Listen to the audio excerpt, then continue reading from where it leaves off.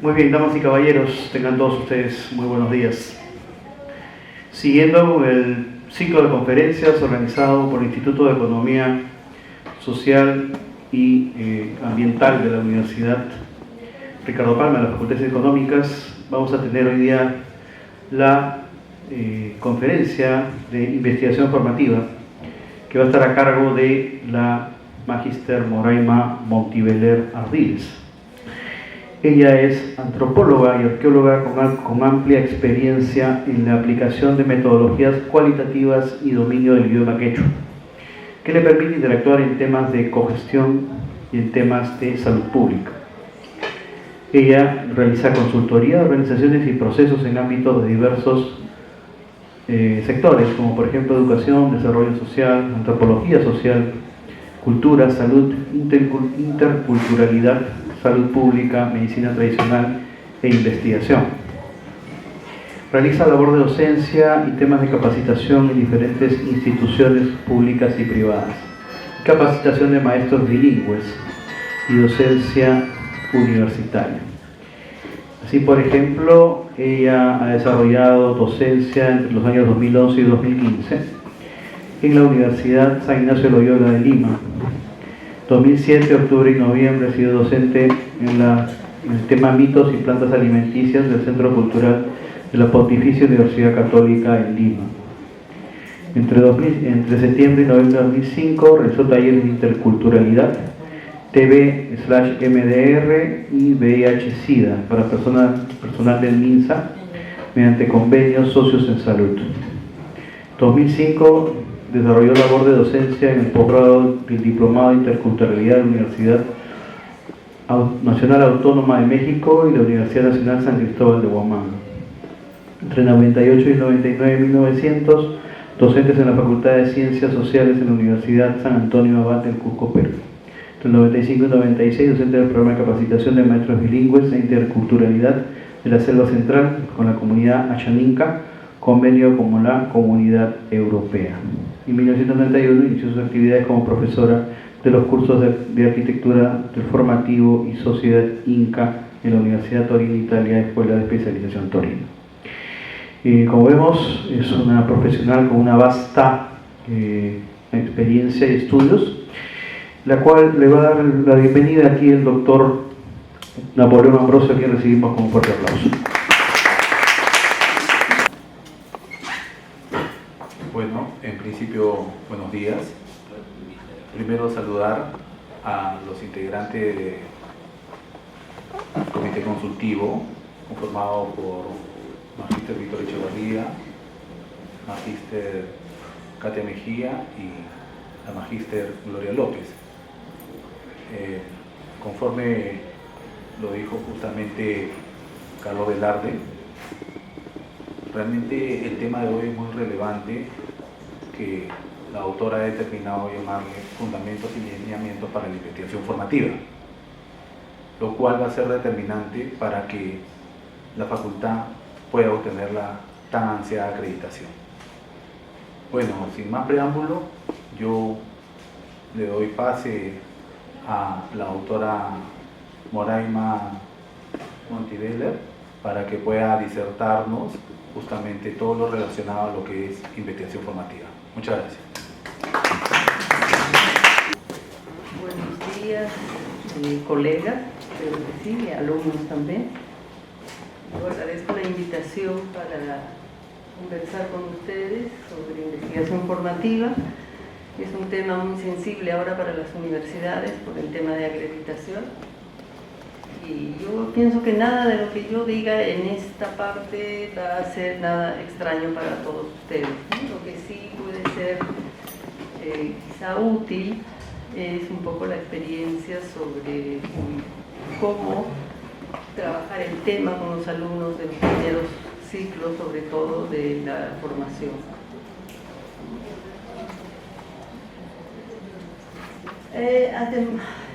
Cuando nosotros hablamos a nuestros alumnos sobre investigación, les resulta atemorizante, por decirlo de alguna manera, la experiencia que tengo con mis alumnos, ¿no? Cuando decimos vamos a hacer investigación, se les crea un mundo que será el proyecto yo no sé, y lo primero que me dicen es, profesora, yo no sé investigar, ¿qué cosa tengo que hacer? Y a veces les digo, no tienes que hacer nada, solamente tienes que trabajar el tema, qué tema te gusta, y sobre eso vamos a averiguar, vamos a preguntar y vamos a ver qué sale, ¿no? Haremos como una aventura y haremos también, le pondremos algo de creatividad, de arte, y veremos al final qué cosa sale. Y de pronto ellos empiezan profesora, nunca he hecho un proyecto, y tampoco qué cosas son los métodos, la problemática, qué cosa tengo que, de dónde voy a sacar toda esta información. Entonces, y eso, a mí me tocó, por ejemplo, dictar un curso de realidad nacional. Dentro del sílabus había el tema de investigación. Y eran chicos que estaban haciendo su primer ciclo o segundo ciclo en la universidad. Era obvio que en la secundaria nunca habían hecho un proyecto de investigación, ni el diseño, ni la práctica, nada de eso, ¿no? Entonces decía, ¿y qué hacemos con estos muchachos? Tenían que necesariamente hacer un pequeño proyecto de investigación y hacer la investigación, no solamente el proyecto, ¿no?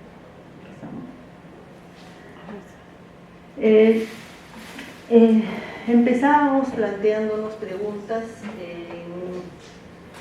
El plantearse preguntas es un rasgo propio del ser humano, ¿no? En todas las civilizaciones el hombre se ha esforzado por explicar lo que sucede en su entorno.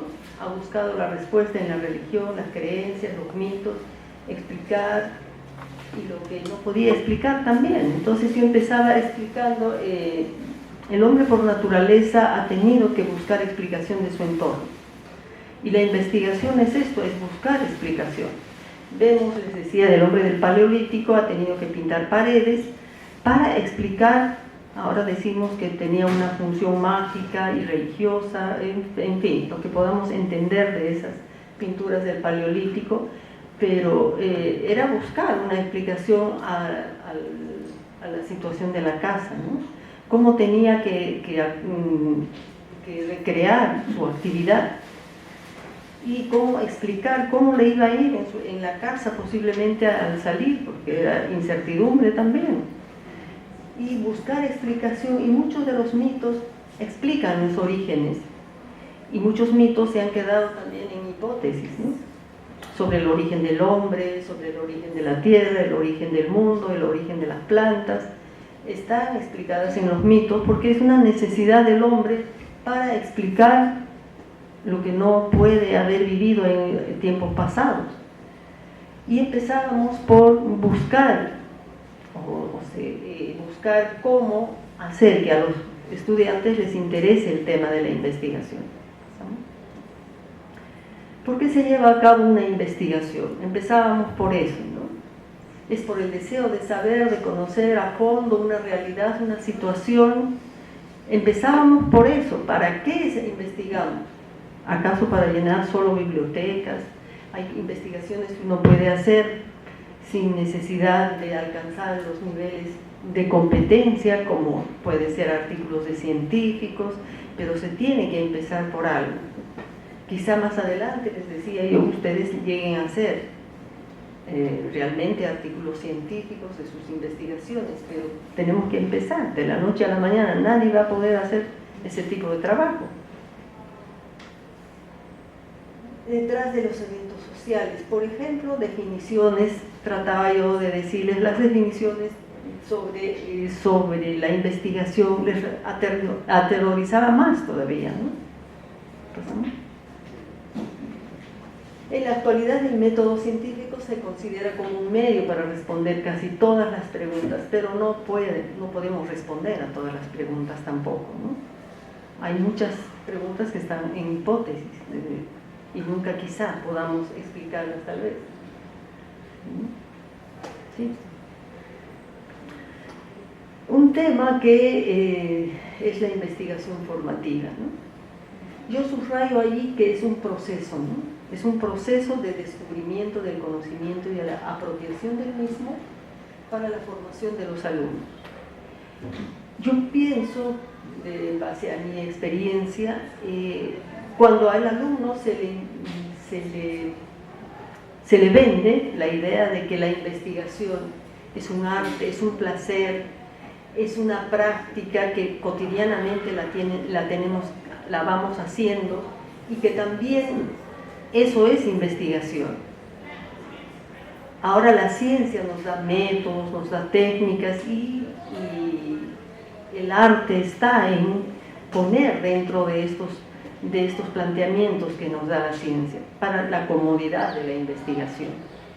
Cuando empezamos trabajando esos aspectos con los chicos, un poco que se van soltando, ¿no? Ahí yo les decía, a ver, háganse la pregunta de qué les gustaría investigar. No tenían nada en la cabeza porque creían que eso tenía que ser el resultado de todo un proceso de elaboración. Las cosas más simples empiecen. ¿Qué tema les gusta? El deporte, ya, sobre el deporte pueden hacer cualquier pregunta. ¿Qué les gustaría saber? Que no sea la vida del futbolista, les decía. Eso no. A mí no me interesa y yo no los voy a ayudar. Pero sobre el deporte como deporte podrían investigar. El fútbol, ya, sobre el fútbol, pero por ningún futbolista directamente. La vida de ninguno me interesa. Y los chicos decían, pero profesora, podría ser, pero para mi curso necesito, no al personal, necesito la disciplina. Y vamos trabajando de esa manera, ¿no? Y lo que yo buscaba era que los chicos pierdan el miedo a hacer investigación. Y ya estaba yo casi a veces a medio ciclo y no tenía resultados. ¿Qué pasamos? ¿Cómo se aprende? Investigando. La única manera de aprender investigación es investigando. El por qué investigar, saber tener claro por qué tengo que investigar. Y yo les decía, volver a ser niños. Los niños tienen, desde niños, cuando juegan, imaginan cosas, ellos preguntan todo el tiempo, a veces hasta el aburrimiento de los padres nos preguntan por qué. Uno le da la respuesta del por qué, sigue el por qué. Eso es la investigación. Satisfacer ese deseo de conocer. Entonces quizás les decía, volvamos a ser niños, volvamos a preguntarnos. Pero esta vez ya con las herramientas para buscar respuestas, ya que el papá ni la mamá nos dé la respuesta. Empecemos buscando cada uno la respuesta. Ese será el cambio, pero las preguntas pueden seguir siendo las mismas. Las preguntas que hacen los niños a veces son tan difíciles de contestar, ¿acaso no? Nos mandan unas preguntas niños de 4 o 5 años que no podemos pensar, ¿no? Que un niño pueda preguntar de esa manera, y a veces no tenemos las herramientas ni la respuesta adecuada para las preguntas. Yo les decía, empecemos por eso. Debo de saber cómo a fondo una realidad, una situación específica, sus causas, efectos, sus alcances, limitaciones, para explicarnos por qué operan de la forma en que lo hace un determinado grupo de personas. Mi enfoque es cualitativo, mucho más cualitativo que cuantitativo. Entonces yo empezaba por ellos trabajándoles estos temas, ¿no? ¿Pasamos? Se aprende fundamentalmente a través del trabajo como ayudantes o como asistentes de maestros, o profesores que tienen una trayectoria. La mejor forma de construir la cultura investigativa es convocando a los estudiantes a formar parte de un grupo de docentes investigadores. La práctica enciende la chispa de la investigación, porque los manuales, cuando se dan los manuales, estas son las pautas para hacer un proyecto de investigación, no se alcanza el objetivo, ¿no?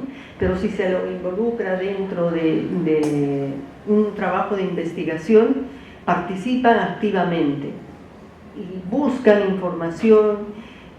Yo ahora trabajo con chicos de educación bilingüe, por ejemplo, quechuas, asháningas, no machiguengas, que tienen que investigar su propia realidad. Entonces, tenemos que trabajar la propuesta para enseñar, por decir, matemática. Necesito 4 juegos de niños donde esté la matemática. Por ejemplo, el juego de los tiros. Todos han jugado tiros, así que todos redactan cómo se juega un tiro. y cómo funciona la matemática. Ganador, perdedor, más o menos como la bolsa de valores, es la dinámica del juego de los tiros. Todos los señores habrán jugado tiros alguna vez en su vida, ¿no? La única que no había jugado tiros era yo. Entonces yo me sentía mal porque tuve que leer primero todos aprender y decir, ¿y cómo haría yo la demostración? Y los chicos trabajaron, y era curioso que en las culturas, sobre todo la quechua, no se aprende como la escuela dice. Por ejemplo, la propuesta del ministerio es que empiecen a trabajar con la matemática, luego pasen a la resta, luego a la multiplicación y al final a la división. En la vida cotidiana, los conocimientos informales de los niños empiezan por la división. La división, luego se hace la suma y la resta de manera simultánea. Quizá la multiplicación es lo que se tiene que aprender en la escuela. Entonces la propuesta del ministerio contraviene o contradice la práctica de los niños. Y teníamos que investigar esos temas, y yo a los chicos les ponía, miren, ahora qué cosa vamos a hacer. Si este niño ya sabe sumar y restar 6 años simultáneamente, también sabe dividir. ¿Por qué le tengo que enseñar a separar la suma de la resta? ¿Por qué tengo que hacer de lo que el ministerio me dice, pudiendo desarrollar otras habilidades en estos niños? ¿Y cómo van a saber? Solamente investigando, no hay otra manera. ¿Cómo aprenden o cómo saben qué hacen los niños? Solamente investigando, porque no está escrito en ningún manual. Y a partir de eso los motivaba a investigar sus propios juegos. Yo después daba el esquema, bueno, este es el proyecto y ahora estos son los resultados del proyecto. Ahora ustedes aprendan, la próxima ya no voy a hacer este proyecto, ustedes lo van a hacer. Pero los resultados tienen que ser de esta manera.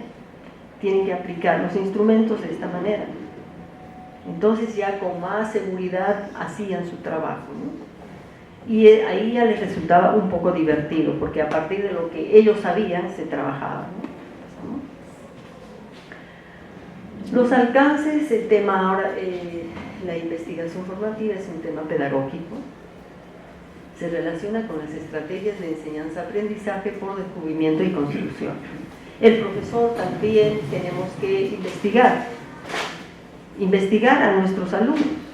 ¿Cuál es el nivel de conocimientos de nuestros estudiantes? ¿Qué estrategias tengo que hacer con ellos para que mi sílabo del curso funcione? O por lo menos alcance los objetivos que está en mis sílabos. Entonces, el profesor tiene que ser un investigador de su propia realidad. Si no, los alumnos de un ciclo no son los mismos del siguiente ciclo. Son totalmente diferentes.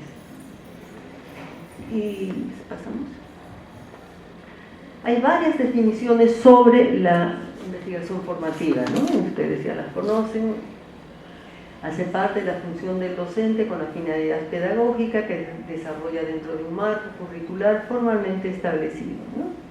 Es una generación de conocimientos menos estricta, menos formal, menos comprometida con el desarrollo del nuevo conocimiento para el Restrepo. Enseñanza por descubrimiento y construcción de conocimientos más centrada en el estudiante. Aprendizaje, recepción de conocimientos, docente 10%, estudiantes 90%. Este tipo de trabajo tiene que ver con la responsabilidad del estudiante, ¿no? Y cómo el docente tenemos que manejar, no sé, hacer que el estudiante asuma el 90% de su aprendizaje, ¿no? Eso a veces resulta complicado, ¿no? Cuando somos profesores de universidades, somos profesores contratados para un ciclo, podemos preparar un buen trabajo y al siguiente ciclo ya no nos toca trabajar. Además, en 3 meses y semana o 2 semanas, ¿qué grandes proyectos de investigación podemos hacer? las universidades no les conviene económicamente no tener profesores a tiempo completo, obviamente, ¿no? Entonces el tiempo parcial y los profesores de tiempo parcial enseñamos en 2 o 3 universidades, por lo tanto el tiempo que podamos dedicar a hacer proyectos de investigación son muy limitados. ¿Sí? Estrategias por descubrimiento o construcción del conocimiento centrado en el estudiante. Las cosas que se revierten es el estudiante quien hace el protagonista, ¿no? Para la teoría, yo digo, está muy bien, ¿no? Funciona. Plantea situaciones problemáticas, a veces ni siquiera problemas acabados o bien estructurados, dejando que su estructura sea parte del trabajo del estudiante. Aquí yo quiero contarles una experiencia que enseñé en un curso de realidad nacional para los estudiantes de la universidad, y era el momento en que hubo el terremoto en Chile. Entonces era un tema que estaba en todos los titulares, la radio, la televisión. En la universidad se hacía simulacros hasta 2 veces por semana, y curiosamente tocaba a las 10 de la mañana. Yo tenía clases de 9 a 11 con los chicos que eran del primer ciclo, y dentro del sílabo de mi curso de realidad nacional estaba investigación. Con 4 horas semanales, qué gran investigación yo podía realizar, ¿no? Y además terminaba el ciclo 3 meses y semanas, y yo había terminado posiblemente de hacer el proyecto. Entonces, como el tema del terremoto y los simulacros, esta era el tema de la semana, de los meses, y yo veía que salíamos al simulacro y los chicos salían, bueno, hacían las cosas casi automáticamente, ¿no? Y en cuanto salían, ahí mismo con el celular, ¿no? Mensajes eran tan urgentes, los mensajes que tienen que atender los muchachos, ¿no? Yo pienso que de repente son responsabilidades que asumen así. Y bueno, entonces bajaban, hacían las cosas mecánicamente, ¿no? Entonces, uno de esos días que regresamos del simulacro, les planteé a los chicos, ¿qué tal si hacemos una pregunta, 2 preguntas quizá, le digo, y averiguamos? Por ejemplo, ¿los simulacros sirven para algo? ¿Nosotros aprendemos de los simulacros? La otra pregunta era, ¿alguien puede contestar? Nadie contestaba. Entonces tendríamos que investigar, ¿no? La otra pregunta es, ¿qué eran los terremotos? Vamos a definir qué es un terremoto. ¿Les parece? Escribí las preguntas en la pizarra. ¿Y qué es lo que vamos a hacer? Ahora para saber esto tenemos que diseñar un instrumento, así se llama en investigación. Trabajamos el instrumento que tenía nuestro universo de investigación, de estudio, va a ser jóvenes de 16 a 25 años, nada más. Luego vamos a hacerle 3 o 4 preguntas. La primera era qué era un terremoto. Segunda, si sabía definir qué cosa era un terremoto. En la segunda pregunta era si había participado alguna vez en algún simulacro. Las preguntas eran cerradas, sí y no, nada más. Luego era terremoto, simulacro, ¿qué más era? Así tenían si se conocían en su casa, estaban los lugares seguros en caso de terremoto, sí o no. La otra era si tenían la mochila salvadora, así se llamaba en ese momento las mochilas de primeros auxilios que se debía tener, sí y no. Y la quinta pregunta era si según las recomendaciones del ministerio y de las instituciones, si era conveniente llamar por teléfono o mandar mensajes después del terremoto. Y si uno llamar o el otro era mandar mensajes, ¿no? Entonces, cada uno va a aplicar 5 instrumentos a sus amigos, pero no a su compañero de salón. Ellos saben, ¿no?, que estamos averiguando esto, fuera del salón de clase. No le digan para qué, solamente que les contesten. Y luego, con 3 alumnos de la lista, llamé para que nos explicaran qué era un terremoto, solamente 3. los otros 3 del final para que nos explicaran hiciera un resumen crítico de los terremotos más grandes del mundo. El otro grupo de 3 también que hiciera un resumen crítico por qué el Perú era una zona vulnerable a los terremotos, qué había pasado con el Perú, cuántos terremotos está registrada en la historia del Perú. Y mientras los otros aplicaban los instrumentos, los chicos trabajaban esta información. Terminamos en un mes, me parece, las exposiciones y los instrumentos, y luego cada grupo hizo el vaciado. Yo hice las matrices para que vaciaran las entrevistas que hicieron. Sacamos los totales, llamé a un señor de sistema y les dije a los chicos que trajeran sus laptops porque íbamos a tener una clase sobre estadística y los trabajos que habíamos realizado. Vino el señor, nos puso la página Excel, hicimos todo lo que teníamos que hacer, nos hizo los gráficos de toda la información y resulta, yo le digo primero en barras, y la barra que es la última pregunta me la pones en rojo, grandazo y rojo. Y resultó que lo único que habían captado de todos los mensajes, los jóvenes de 16 a 25 años, era mandar mensajes después del terremoto. Y lo previo, todas las preguntas anteriores eran bajísimas. No sabían qué zona segura eran sus casas, no tenían las mochilas, no sabían que era un terremoto, no sabían casi nada. Pero sí, lo único que habían captado, entendido, estaban conscientes, era mandar mensajes. No llamar por teléfono, pero sí mandar mensajes. Entonces, ya digo, ahora aquí esto es el resultado. Los chicos se rieron, ¿no? Les causó risa, después se sintieron medio avergonzados. Miré al chico, le digo, es vuestra generación. Es vuestra generación, miren cuál. Y un grupo más, dije, cuánto se gastaba, quisiera un diagnóstico o averiguara en defensa civil cuánto gastaba en los simulacros. Era una cantidad de dinero. Aproximado. No hay profesora, pero aproximado, ya, no importa el aproximado. Entonces, ya, ¿cuántos ahí, a nivel nacional, cuántos millones se gastan? Nosotros hemos hecho aquí con 200 estos jóvenes y hemos encontrado esto. ¿Ustedes creen que esos millones justifica esto? Esta columna roja de que solamente tengo que mandar mensajes después del terremoto, o sea, lo anterior no sirve para nada. Todo lo que es preventivo no sirve para nada. No hay que ni siquiera escuchar ni participar, nada. Solamente después del terremoto mandar el mensaje. ¿Justifica esta inversión? Cada uno pedía que interpreten de la forma en que ellos veían los resultados estadísticos. Y, como les digo, al principio se reían, se burlaban entre ellos, pero unos 20 minutos dejé que hicieran sus propias apreciaciones al tema y luego se sintieron mal, se sintieron avergonzados, ¿no? Y les digo, ¿por qué creen ustedes que yo hice la pregunta?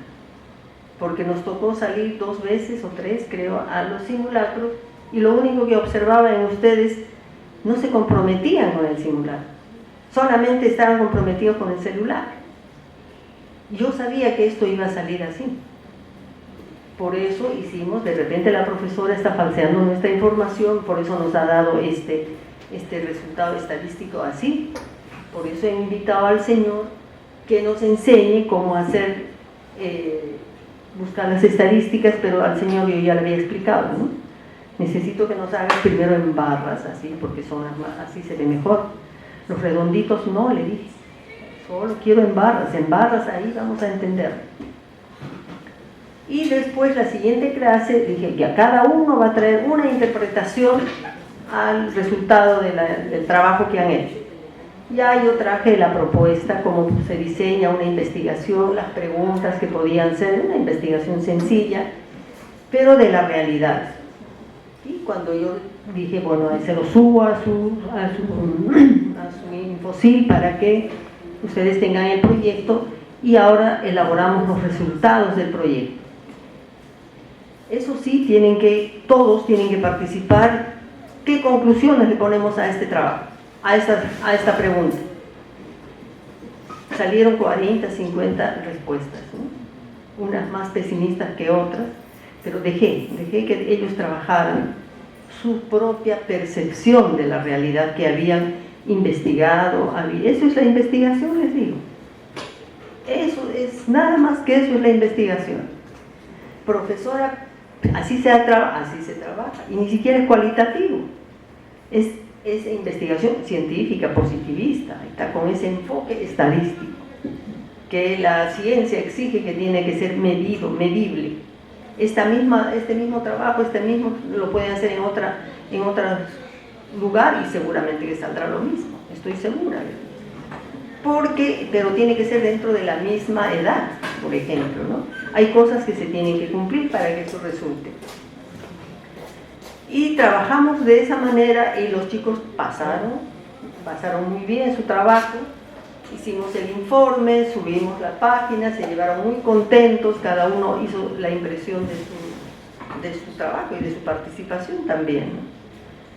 Y así empezamos, les dije, bueno, esto se llama investigación.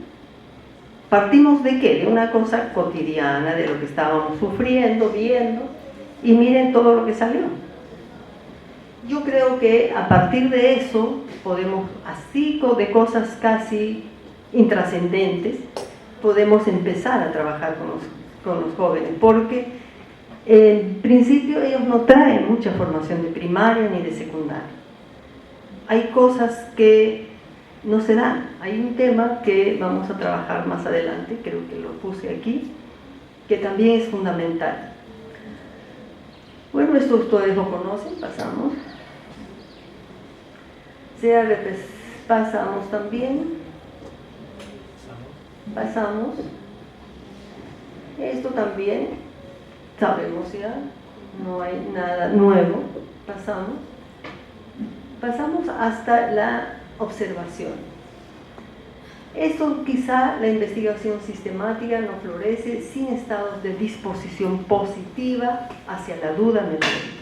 Si el alumno no está con esa actitud de investigar, es imposible. Hay cursos que empiezan con un rechazo total. La matemática, por ejemplo, la investigación. Profesora dice que vamos a investigar. ¿Y qué cosa es eso? Ya está aburrido, no sabe ni qué va a hacer, pero ya está aburrido. Ahora les ponen los tercer ciclo, me parece, en los ciclos padres, les ponen según carreras, recojo de información, sistematización, el informe. ¿Qué cosa, profesora, es eso? Y cada carrera también tiene sus formas de manejar, ¿no? Y si no le creamos actitudes, y el hábito, la investigación también requiere un hábito. No es empezar y olvidarse. Hay que pensar día y noche, les digo. Así como piensa en la enamorada, en el enamorado, así también tienen que empezar pensando 24 horas al día en vuestro proyecto. Y de repente ahí tiene una chispa, porque es creatividad también la investigación. ¿Por dónde puedo investigar? ¿Cómo puedo acercarme a conocer la realidad? ¿Pasamos? También hablarles desde un principio, ¿no? Porque en las universidades tenemos el problema del copia y pega. Yo doy una tarea ¿puedo bajar, profesora? Bajar, no, les digo. Leer, comprender, analizar, reflexionar, eso sí, te acepto. Pero copia y pega, eso no. Tenemos el programa, en las universidades tienen Turnitin, ¿no? Para detectar. Ahora ya han bajado bastante en eso del copia y pega, ¿no? Pero sin embargo siguen. No saben ni qué han escrito. ¿Y por qué has puesto esto? Le digo. Yo, profesora, no, le digo, tu alma seguro, ¿no? A ver, ven, lee, mira, le digo. ¿Qué tiene que ver esto con lo otro? Se me ha ido, ¿no? ¿Se te ha ido? Le dije. La profesora, supongo que no lee, dirás, ¿no? Cualquier cosa. A veces todavía me decían, el esfuerzo también vale, profesora, he hecho copia y pega de 10 páginas, es un esfuerzo, ¿no? Entonces, a él yo le digo, eso te disminuye, porque ese copia y pega, ¿para qué te ha servido? No te va a aprobar el curso. O te pongo 0 o te doy 2 días para que hagas. Tú eliges. para que no digas la profesora ya me traumó con la investigación. Entonces tú eliges qué cosa haces. Y tenemos que la capacidad de negociación, tolerancia, aceptar la opinión del otro. También tenemos que estar preparados para muchas cosas de esas, ¿no? Y sobre todo la tolerancia. Aquí sí, a mí no me gusta la palabra tolerancia cuando se habla de interculturalidad, pero para esto sí debemos ser tolerantes, ¿no? Enseñar con tolerancia. A veces uno no tiene paciencia ni para los hijos, pero ahí tiene que tener la paciencia, ¿no? Digo, Dios, ayúdame, sí. Entonces empezamos de cero, les digo ya. Si fueras mi hijo ya te hubiera matado, pero como no eres mi hijo, tengo que tener la paciencia. Entonces nos sentamos, ya profesora, menos mal que no soy su hijo, menos mal hijo, le digo, no eres mi hijo. Pero así empezamos, ¿no? Haciendo una relación casi horizontal. Conversamos de sus dificultades, de sus posibilidades, y tiene una cantidad de potencial para hacer. Saben un montón. ¿Pasamos? Eso también ya lo sabemos, así que no vamos a avanzar. Avanzamos hasta la observación, que ese es un tema. La observación. La observación científica tiene la capacidad de describir y explicar el comportamiento por medio de datos adecuados, fiables, correspondiente a conductas, eventos o situaciones perfectamente identificadas, insertadas en un contexto teórico. Esa más o menos es la definición. Ahora que ya sabemos la definición, vamos a observar. ¿Qué cosa vamos a observar? No sé, elegimos una situación que observar. En el caso de los estudiantes, por ejemplo, vamos a ir a un colegio, a una escuela y vamos a observar. No vamos a entrevistar. Solo vamos a saludar y vamos a presentarnos al profesor, al director de la escuela, le vamos a decir qué hacemos aquí, a qué hemos ido, qué estamos yendo a observar. No hay entrevistas, no hay ningún tipo de relación con el resto de personas. Entonces, el trabajo que me trae es de observación. Bueno, pasamos. Recibir conocimiento del mundo exterior a través de los sentidos. Vamos a mirar, vamos a escuchar, vamos a percibir cosas, actitudes de las personas, y eso vamos a escribir. ¿Entendido? Perfectamente entendido. Nos vamos a hacer el trabajo de campo y a la observación. En la tarde regresan, hemos estado 8 horas. ¿Dónde está tu diario de campo? 2 horas, 2 páginas, 2 líneas. ¿Qué has escrito? Eso es lo que has hecho en 8 horas. Profesora, pregúntame, yo le digo todo, pero no sé qué escribir. ¿Cómo que no sabes qué escribir? Yo te digo, pregúntame, yo te digo todo. He estado consciente, he caminado, me acuerdo todo, pero pregúntame, pero no sé escribir. O sea, sabes observar, pero no sabes escribir o describir. No sé cómo será eso, pero pregúnteme, yo le digo. Ahora te sientas y yo te voy a preguntar y tú vas a escribir. ¿Ya? ¿Qué fecha es hoy? Profesora, sí, ¿qué fecha es hoy? Pon la fecha, la hora en que has estado en el colegio. ¿Ya has llegado al colegio? Sí, profesor. Ahora párate al frente, en la vereda del frente. Ahora descríbeme cómo está el colegio. Profesora, no dices que te estoy preguntando, ahora descríbeme el colegio. ¿Cómo es el colegio? ¿De cemento, de adobe, de ladrillo? ¿Cómo es? ¿De qué color es? ¿Cuántos pisos tiene? Profesora, eso se escribe. Escribe lo que tú sabes, escribe. ¿Ya has descrito? Medio que se burla, cree que me estoy burlando del alumno. Entonces escribe, ¿ya? ¿Es un colegio antiguo, moderno? ¿Cómo es? Profesora, no me digas nada, escribe. Ahora acércate a la puerta. ¿Cómo es la puerta? Es una puerta de reja. ¿Hay alguien en la puerta? Sí, hay un portero. ¿Y qué vas a hacer con eso? ¿Vas a saludar? Sí, voy a saludar, ya. ¿Has saludado? ¿Qué le has dicho? ¿Y qué te ha contestado? ¿Cómo te ha tratado? ¿Es amable? ¿Cómo es el portero? Profesora, ¿cómo voy a escribir eso? Te estoy diciendo que escribas. Y ahora entra, ¿te has acercado al director? ¿Has saludado al director? ¿Cómo has saludado al director? buenos días, buenos días, saludando al director. Entonces, el alumno cree que estoy burlando. Todos los demás escuchan y con uno estoy haciendo el ejercicio. Y le digo, todos están contestando como está contestando su compañero, supongo. Porque estamos, nadie, a ver, ¿quiénes han hecho la observación? Nadie había hecho más que 2 líneas, 3 líneas de observación. Y cosas intrascendentes, obviamente, ¿no? ¿A qué hora ha sido el recreo? ¿Has visto algún problema en la escuela? ¿Los alumnos cómo estaban en recreo? ¿Los profesores qué hacían? Y, profesora, mudos, les decía ya, escriban las cosas que pregunto, nada más. ¿Y para qué va a ser? Veremos para qué nos sirve eso. ¿Para qué va a servir, profesora, eso? Ya sabremos para qué sirven los diarios de campo, para qué sirven. En la teoría, ¿qué dicen los diarios de campo? Y así bajamos, hemos empezado trabajando. La siguiente vez hemos vuelto al mismo colegio, esta vez ya con más conocimiento. Allá, profesora, ¿a qué hora estamos llegando? Ahí los veía, yo me reía, decía, ahora quieren saber a qué hora llega. ¿A qué hora habíamos llegado? ¿Cómo es? Oigan, les digo, ¿los profesores tenían uniforme? ¿O las profesoras tenían uniforme? Sí, profesora. ¿Para qué sirven los uniformes? No sé, eso vamos a averiguar. Si el profesor tiene uniforme, ¿y para qué servirán los uniformes? Yo no sé, le digo, yo tampoco sé nada. Y íbamos describiendo, porque la descripción, la observación,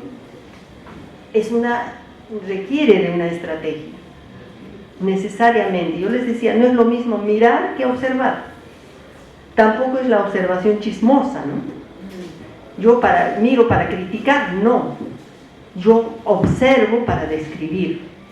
¿Por qué necesito describir? Porque es mi trabajo, porque estoy haciendo una investigación científica, cualitativa, es una investigación etnográfica, que yo necesito conocer a las personas, cómo se relacionan, cómo conversan, cómo actúan, cómo son los niños, cómo son los profesores, cómo es el personal de servicio. Incluso tienen que caminar los salones de clase, ver cómo están los salones de clase, están adornados, qué tipo de adornos están, hay demasiados distractores en la clase, creo que en algún curso ya han llevado eso. Eso tienen que ir a ver si funciona o no funciona.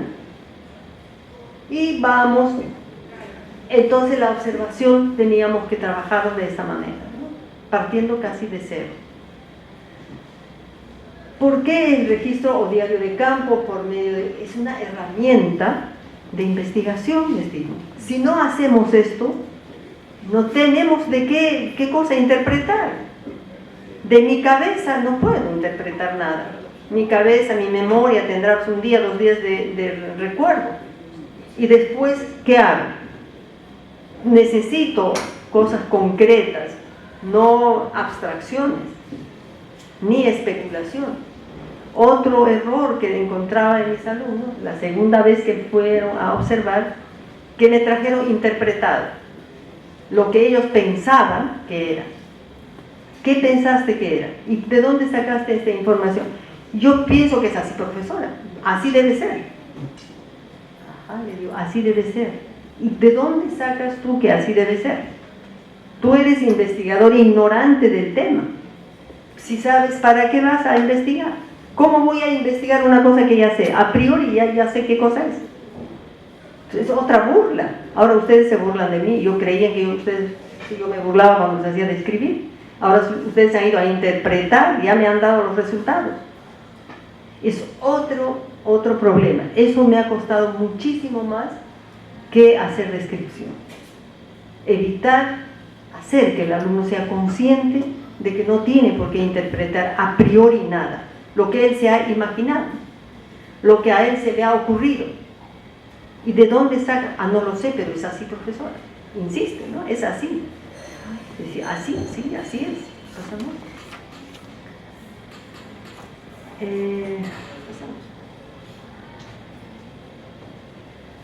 En la observación tenemos la observación asistemática, la que tradicionalmente se realiza sin ninguna planificación previa, ¿no? Eso se les explica a los alumnos. Podemos ir a una feria, a un partido de fútbol. Yo observo, cuando van al fútbol, observan con los 5, 10, 20 sentidos me describen, a pesar de no llevar ningún instrumento para planificar eso. Pero todo su cuerpo, su mente está preparada para eso. Así deben ir ustedes a hacer su trabajo de investigación. En cuerpo y alma, con euforia, y con eso deben ir a hacer la observación. Y cuando van a hacer la observación para la investigación, no saben qué observar. Y cuando van al fútbol, ahí sí tienen mucho que observar.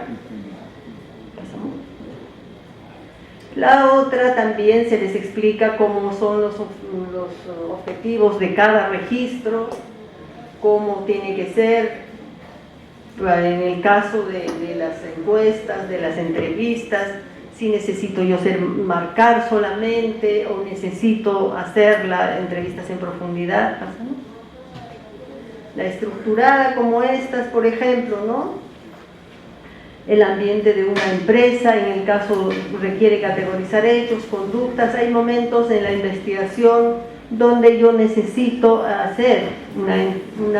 aplicar un instrumento estructurado, ¿no? Que me permita diferenciar una cosa de la otra.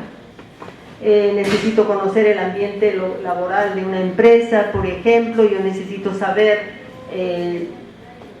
cuando los arquitectos dicen que cuando hay cantidad de plantas en las oficinas, en los ambientes de las empresas, la gente discute menos, la gente se encuentra más relajada, y hacerles espacios donde tengan los comedores, por ejemplo, proponen que deben estar llenas de plantas, agua, para que el rato del consumir alimentos, por ejemplo, cambien de actitud, ¿no? Y cuando los ambientes son tuburizados, donde no se ve ni un pasadizo, ni una calle, nada, son demasiado cerrados, la gente anda estresada, ¿no? Entonces hay más conflictos, hay más discusiones, la gente sí tiende a generar conflictos, ¿no? Entonces, para esos casos, por ejemplo, necesito yo tener este tipo de información. Cuando yo hago con las escuelas, igual, tengo que saber, una escuela mejor construida, posiblemente los espacios son mejores, los niños se manejan mucho mejor, igual que en una empresa también. Costos, estrategias, se eligen las variables cuando son cuantitativas y cualitativas. La estructurada para las entrevistas, para los trabajos de investigación cuantitativa, ¿no? Eso nos da la estadística, pasamos. No estructurada, el tipo de observaciones con técnica cualitativa, esta que no necesitamos llevar ningún esquema para hacer las entrevistas, ¿no? Sobre todo las entrevistas en profundidad. Sabemos qué tenemos que preguntar. Puedo tener un diario donde escribo qué necesito saber hoy día, qué necesito averiguar, a quién tengo que entrevistar, cómo tiene que ser mi entrevista, es pertinente, no es pertinente, no tengo que marcar nada. Puedo estar de repente haciendo una entrevista en profundidad y no he escrito nada en un cuaderno, porque veo que la persona no tiene la posibilidad o no está preparada para que yo escriba lo que él habla. O tengo que pedir permiso para grabar, para tomar fotografías. Esas son parte del trabajo de investigación, es la ética, ¿no? Y los mandaba a los chicos, ahora van a la biblioteca y van a entrevistar a sus compañeros que están en la biblioteca. ¿Y qué le van a preguntar?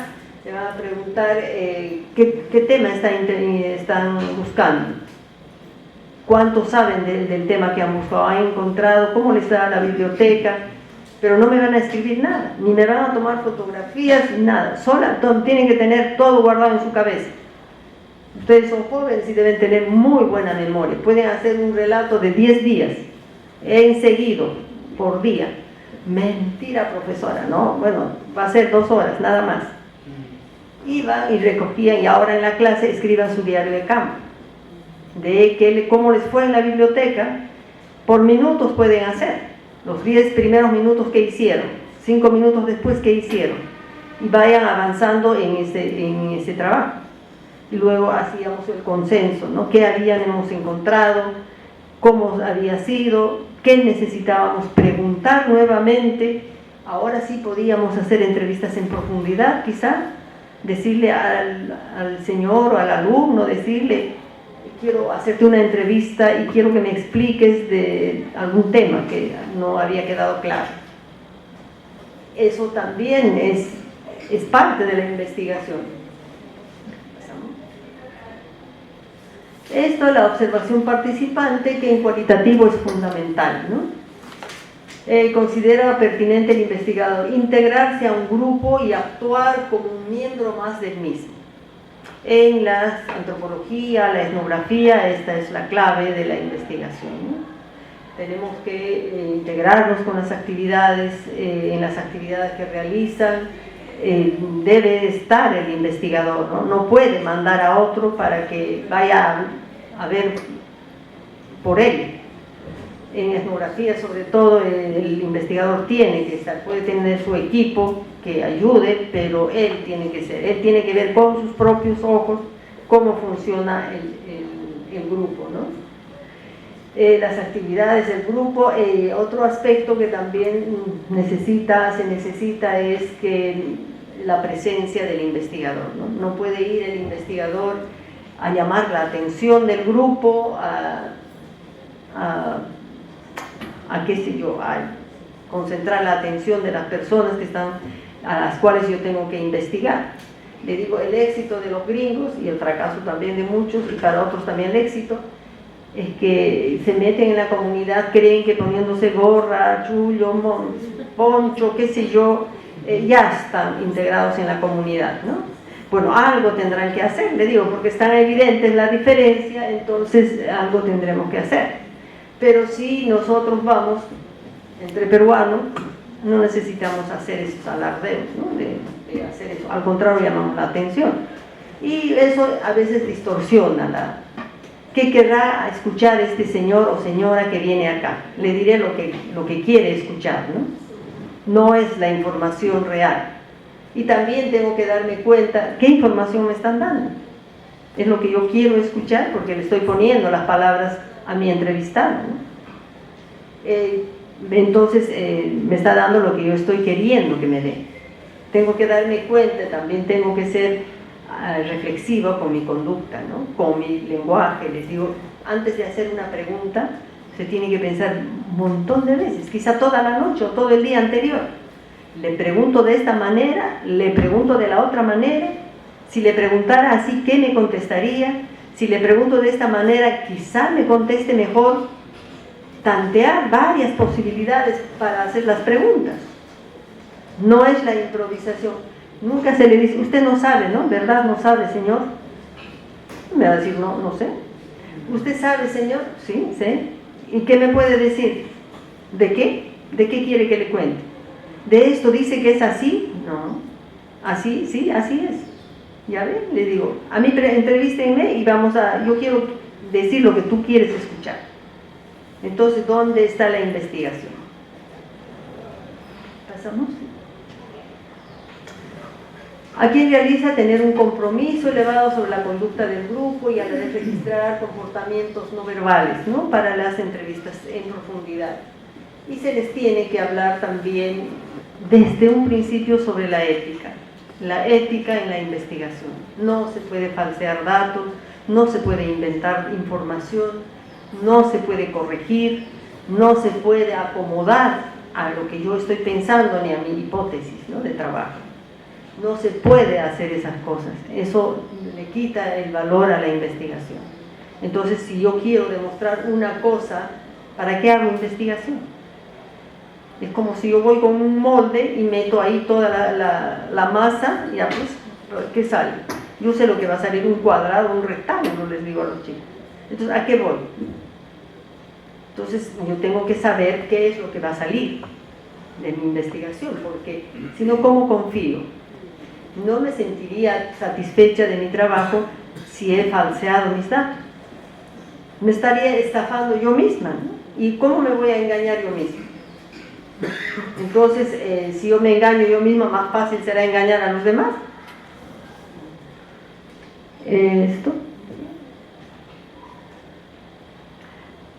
también se les explica, ¿no?, toda la importancia de la observación participante.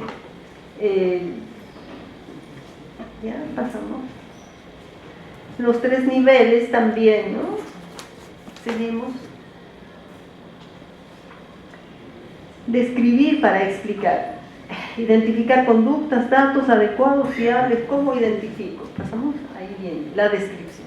Esto que les decía, ¿no? Esta es la cosa más complicada.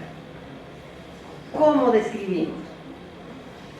Y describir es explicar de forma detallada, ordenada, cómo son las personas, los lugares o los objetos. La descripción sirve para señalar los hechos que se observan y la narración. Muchas veces la descripción nos invita a una reflexión. Estoy preparado para hacer una descripción adecuada.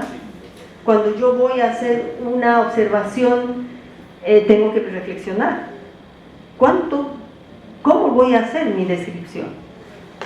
¿Qué es lo que necesito saber antes de ir a hacer la observación? Porque la observación tiene que terminar en una descripción. Y si no sé cómo hacer, haré como hacían mis alumnos.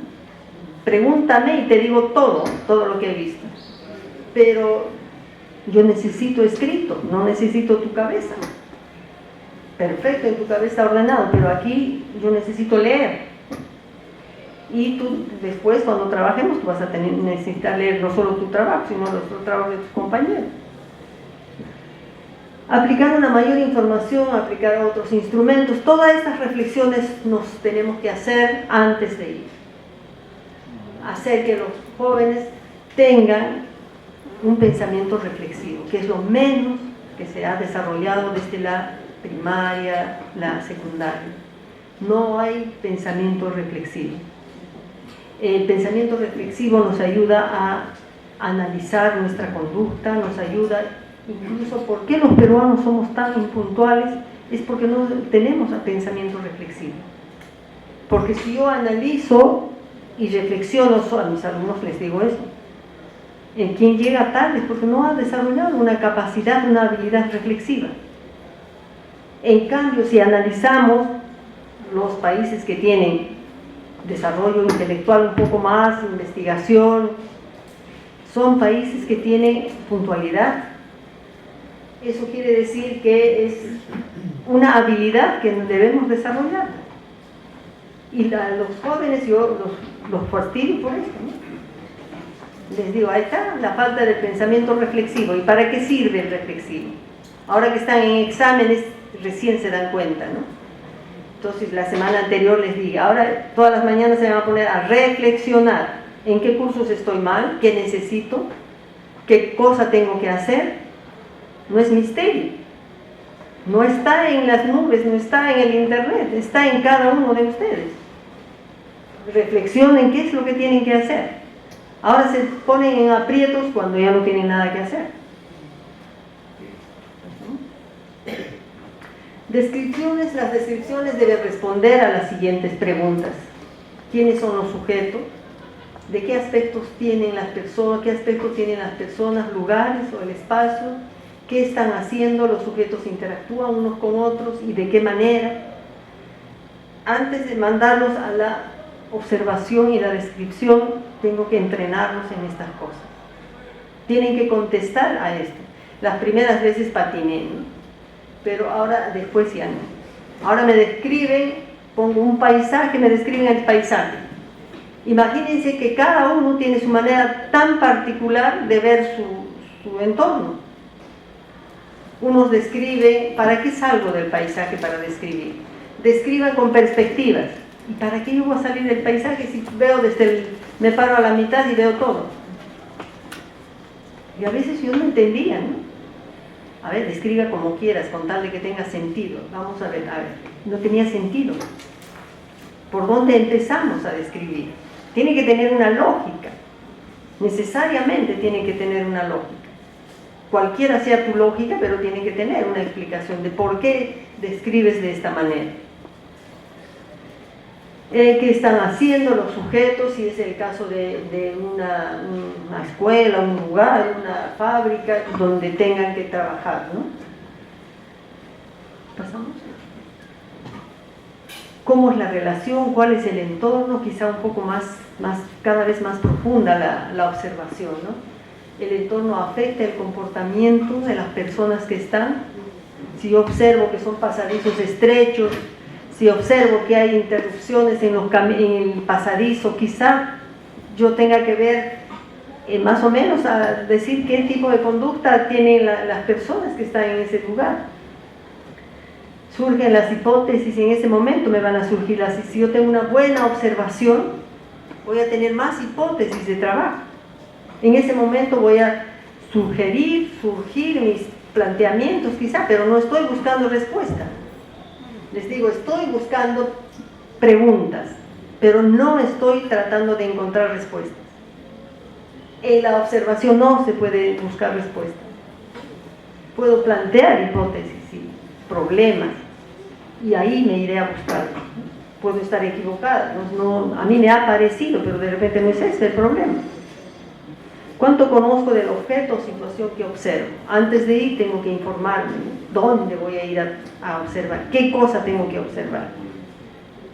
¿Qué espacios donde tengo que observar? ¿Qué personas están en ese lugar? Se planifica, se debe observar, qué se debe observar, qué debo observar, cómo debo observar, para qué debo observar, cuánto tiempo, qué instrumentos debo aplicar y a quiénes. En la observación tengo que encontrar todas estas posibilidades de hacer para mi proyecto de investigación. Por eso es tan importante la observación. Con una buena observación, una buena descripción en los proyectos de investigación resulta más fácil. Se desarrolla con más fluidez. Si yo me doy cuenta que no me ha alcanzado el tiempo de observación, regresaré, ¿no? Porque soy consciente de que me falta. ¿Cuánto tiempo? No es que me siente 24 horas, 10 horas, 8 horas. Necesito un tiempo para ir a hacer la observación, quizá volver después. ¿Cuánto tiempo tengo que ir? Tengo que pensar todo esto, ¿no? Tampoco me voy a dedicar solo a observar. ¿Pasamos? Pensamiento reflexivo. Aquí también conozco, cuál es la información que manejo respecto al tema que estoy trabajando. ¿Tiene antecedentes? ¿Hay una bibliografía básica? ¿Qué me dice la bibliografía básica? ¿Hay tesis sobre el trabajo? Si ya las preguntas que yo quiero hacer ya tienen respuestas, quizá, ¿a dónde voy a enfocar mi trabajo? ¿Voy a buscar otras fuentes de información? La bibliografía me tiene que ayudar, porque quizá lo que yo quiero hacer ya se hizo antes. Ahora, sobre eso puedo mejorar, puedo cambiar quizá. Necesario hacer en qué momento debo retirarme y permanecer también, ¿no? En qué momento si yo voy a hacer una investigación, una observación, saber en qué momento no me voy a estar todo el día, ¿no? Hasta aburrir a mis observados. Conozco las técnicas de la descripción. ¿Por dónde voy a empezar? Necesito poner la hora, el tiempo, llueve, no llueve, qué sé yo. Terminamos ahí. Pasa. Seguimos, ya.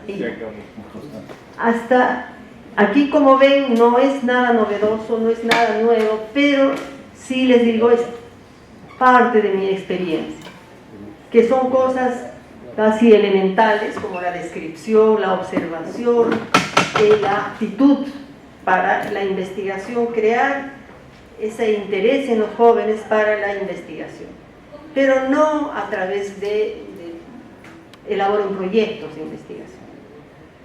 Así nunca van a conseguir nada. Yo se los digo de mi propia experiencia. Quizá cuando ya sea un bachillerato, con esas cosas puedan hacer, pero acompáñenlos a que estos jóvenes tengan la posibilidad de desarrollar sus habilidades, porque tienen muchísimas carencias en el desarrollo de habilidades. Ni siquiera las habilidades básicas del pensamiento están logradas. Ni siquiera eso. Y no es solamente para los estudiantes de Lima, de provincia. Casi todos tienen el mismo problema. Gracias.